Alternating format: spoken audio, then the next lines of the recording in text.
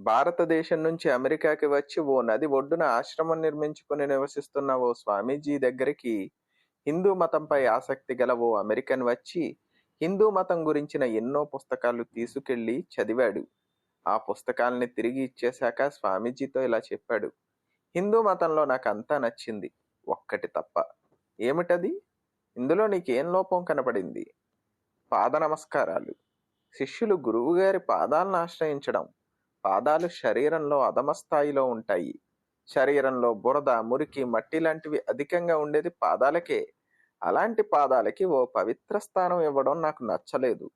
గురువు శరీరంలోని ఏదో ఒక అవయవం మీద గౌరవాన్ని ప్రదర్శించాలి అని అనుకున్నప్పుడు అది ఉన్నత స్థాయిలోని శిరస్సు పట్ల ప్రదర్శిస్తే బాగుండేది అనిపిస్తోంది.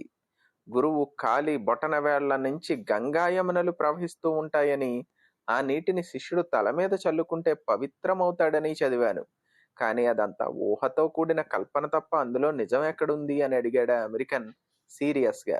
స్వామీజీ చిన్నగా నవ్వి, అలా నది వద్దకు వెళ్ళి మాట్లాడుకుందాం పద. ఇద్దరు నది ఒడ్డుకి వెళ్ళారు. అక్కడ కొందరు జాలర్లు నదిలో చేపలు పడుతున్నారు. నీళ్లల్లో నిలబడి వలని దూరంగా విసురుతున్నారు. వలలో చేపలు పడ్డాక వాటిని పట్టుకుని బుట్టలో వేసుకుని మళ్ళీ వలని దూరంగా విసురుతున్నారు. జాలర్ల వలలో ఏ చేపలు పడుతున్నాయి? వారి పాదాల వద్ద ఉన్నవా లేక దూరంగా ఉన్న చేపలా అని ప్రశ్నించాడు స్వామీజీ. దూరంగా ఉన్నవే అని చెప్పాడు అమెరికన్ వినమ్రంగా. భగవంతుడు ఆ జాలరి వంటివాడు. అతని చేతిలోని వల మాయ. దేవుడు విసిరే వలలో గురుపాదాలను ఆశ్రయించిన చేపలు అనే శిష్యులైన భక్తులు మాయకి చిక్కరు.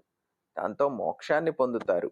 గురుపాదాలను ఆశ్రయించకుండా వాటికి దూరంగా ఉండే జీవులు మాయలో చిక్కుకుని జనన మరణ చక్రంలో పడి కొట్టుకుంటుంటారు. వివరంగా చెప్పారు స్వామీజీ. గురువు పాదాల మహిమను వర్ణించ శక్తి సామర్థ్యాలు ఎవ్వరికీ లేవు. నా గురోరధికం తత్వం నా గురోరధికం తపః తత్వజ్ఞానాత్పరం నాస్తి తస్మై శ్రీ గురవే నమః.